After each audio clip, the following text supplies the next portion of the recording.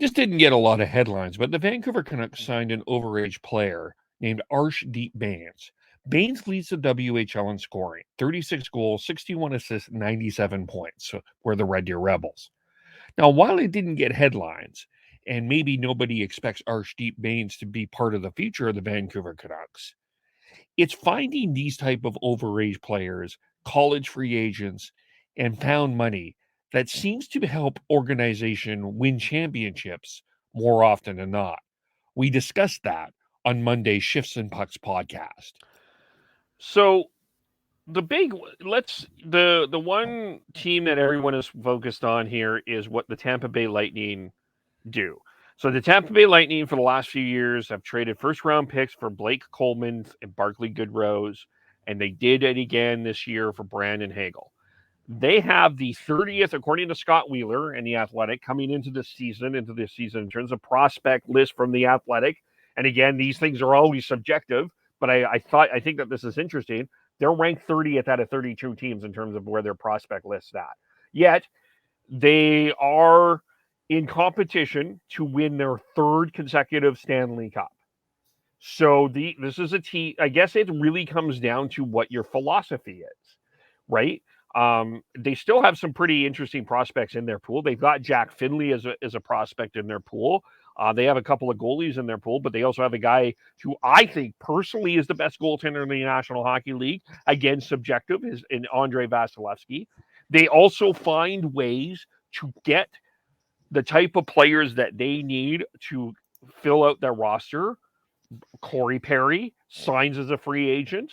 Zach Bogosian signs as a free agent. They know in that market that they have a place that people want to come to.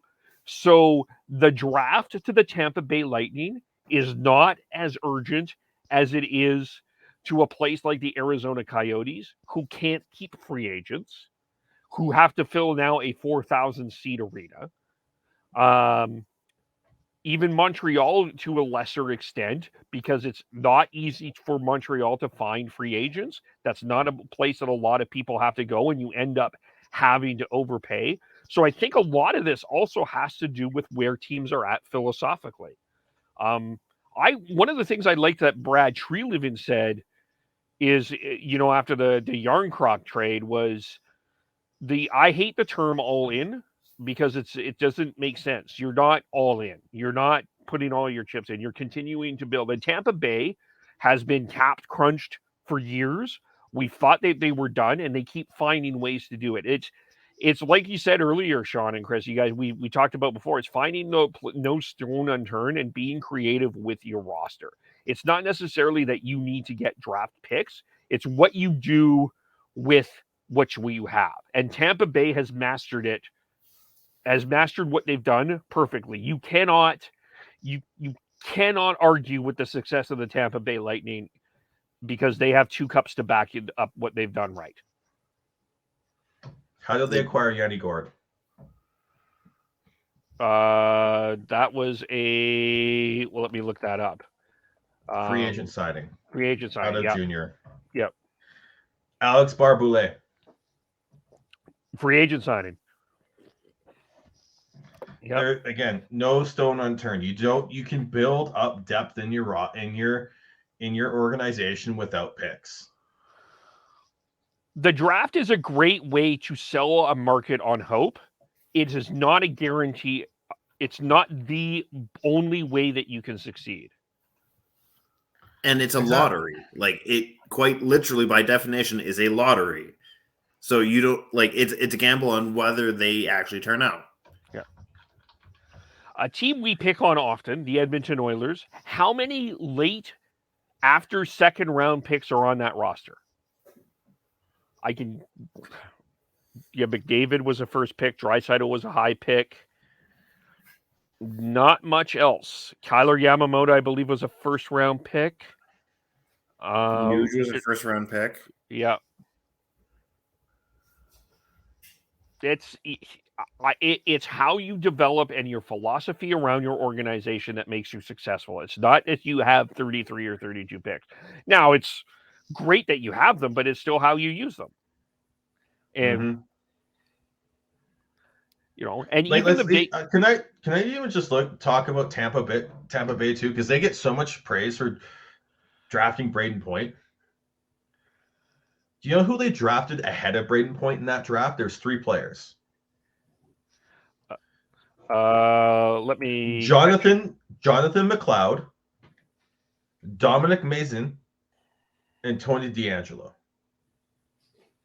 I didn't realize You've heard of one of was them. drafted by the Lightning. Yeah, he was. I believe he was. He wasn't part of the JT Miller trade. I think it was a separate acquisition. DeAngelo? Yeah. No, that wasn't part of. Yeah, that was a completely different. And it's the same thing. Like, it just, you're gonna hit every once in a while. Adding more picks helps that, but there's also other ways to add. And look at Pittsburgh. Canucks have a Pittsburgh-driven front office with Jim Rutherford and Patrick Alvin. And again, And don't forget Clancy. Jake Gensel, NCAA free agent. And you look at that, and I just like, you have to find no stone unturned. And you have to also make sure you make good trades. Yeah, make good trades for players who are maybe undervalued in other organizations. You look at Tampa now, and yeah, I think they've done a good job at doing that. Well, yeah, hard to argue truly with the success of the Tampa Bay Lightning. It really is. I mean, you can if you want, but they have 2 Stanley Cups. But yeah, I guess to me, I mean, you even look at the Boston Bruins back a few years in the Dougie in that draft that they had 3 first-round picks in a row, and who they passed up on. And they still are, the Boston Bruins are still not out of the playoffs. And everyone was like, oh my gosh, that's a disaster. But the Boston Bruins are still hanging around because they also find other ways to get players. And that's an organization that a lot of players want to play on. They want to play on the Boston Bruins. And every organization is a bit different in that. And there's some organizations that players want to play with, and some organizations that players don't.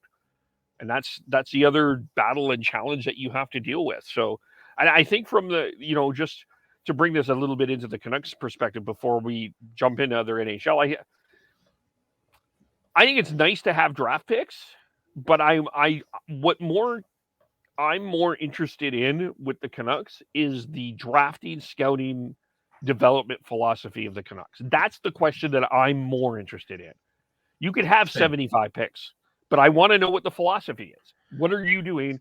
Let's just say, let's say the Canucks get the first pick in 2022 and they do get a Shane Wright. What is the philosophy? What are they expecting from Shane Wright? I mean, everyone obviously says, well, franchise center, slam dunk.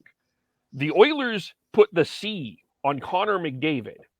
Is that something that you think that the Canucks should do with Shane Wright if they pick him? And I'm just using this as an example. As an example of, like, I know you're laughing a little bit, but I'm curious about the philosophy. Like, what are you going to do with your first round pick, your second pick, your third pick, whatever? Like, what is your philosophy? Not laughing at you, Kev, or what you brought up, more so at Sean trying to restrain himself. I just want to go back to Tampa and a favorite of this show, Eric Chernak. How did they acquire him? It was a trade. Tampa Bay had traded Ben Bishop and a 7th round pick for Peter Budaj, Eric Chernak, and a 7th round pick. Yep. If that trade was made by a Canucks GM, it would get lambasted because they didn't get a big enough return for that.